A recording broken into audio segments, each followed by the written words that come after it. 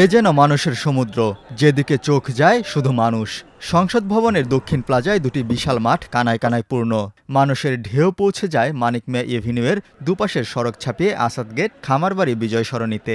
এমন জনস্রোতের কারণ একটাই, শরীফ ওসমান হাদির শেষ যাত্রার সঙ্গী হওয়া।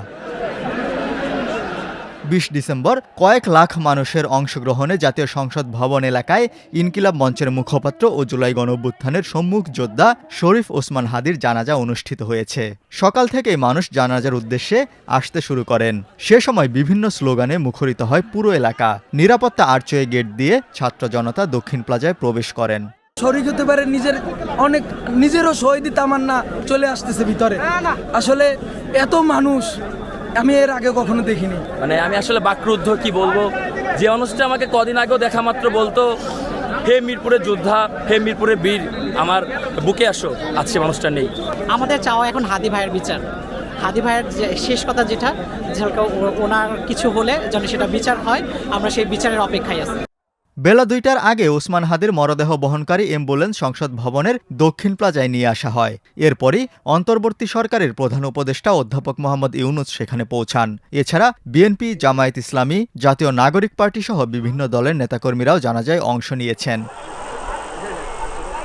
জানাজার আগে ইনকিলাব মঞ্চের সদস্য সচিব আব্দুল্লাল জাবের স্বরাষ্ট্র উপদেষ্টার প্রতি হুঁশিয়ারি দিয়ে বলেন, আগামী ২৪ ঘণ্টার মধ্যে হত্যাকাণ্ডের ঘটনা তদন্তের অগ্রগতির তথ্য জনসম্মুখে প্রকাশ করতে হবে।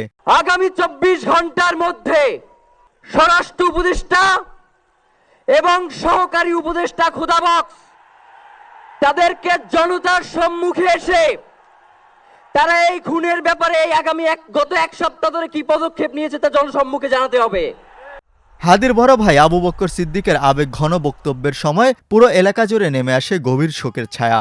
লাখ লাখ মানুষ অশ্রুসিক্ত চোখে তার বক্তব্য শোনেন।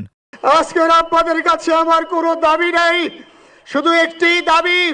৭ থেকে ৮ দিন হয়ে গেল দিবালোকে প্রকাশ্যে রাজধানী ঢাকায় জুমার নামাজের পরে খুনি প্রকাশ্যে গুলি করে যদি পার পেয়ে যায়, এর চেয়ে লজ্জার আমাদের আর কিছু নাই। প্রধান উপদেষ্টা অধ্যাপক ইউনুস তার ভাষণে বলেন, হাদি সব বাংলাদেশের বুকের ভেতর থাকবে। প্রিয় ওসমান হাদি, তোমাকে আমরা বিদায় দিতে আসি নাই এখানে। তুমি আমাদের বুকের ভেতরে আছো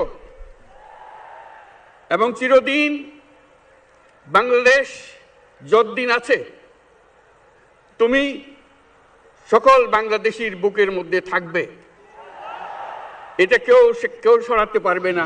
আল্লাহু আকবার। দুপুর ২:৩০টায় জাতীয় সংসদ ভবনের দক্ষিণ প্লাজায় অনুষ্ঠিত এই জানাজায় ইমামতি করেন হাদির বড় ভাই।